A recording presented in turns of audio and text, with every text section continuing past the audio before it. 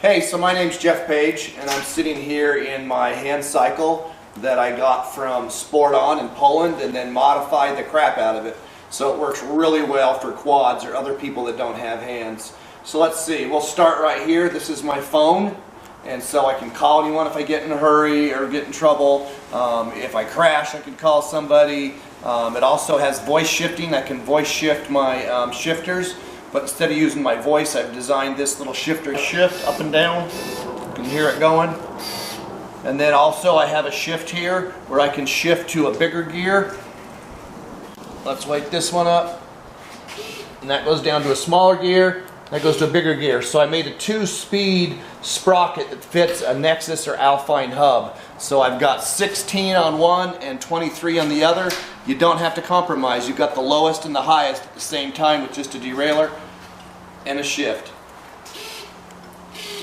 So the next thing I'd talk about is probably my other X shifters. So when I'm shifting here, that's this X shifter right here by my hand, and it's shifting the hub. When I push this one to shift the derailleur, it's under my leg right here, and then I can push this X shifter right here. So this X shifter is the one I use for my brake. It's either all the way on or all the way off, or I can set it with different drag coefficients depending on how much cable pull I adjust into the X shifter. It really works great. That's the X shifter for the side right here. That one does the brakes. So I've got 3 X shifters. One under my chin, the brakes on the left, the derailleur on the right, and here's my screen for my power assist, and I can turn that on so you can see it. It's a power assist, the on and off switch, and the controls are here.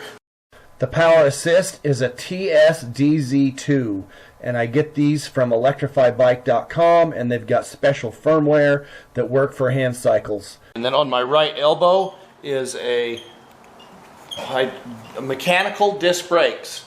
And for this purpose, mechanical disc brakes works way better than hydraulics. When I pull that, it pulls a disc brake on the front, and then 2 on the rear, and then I have separate calipers in the back for my coaster and brake that I use with the X shifter. So I've got double calipers in the rear, single caliper in the front.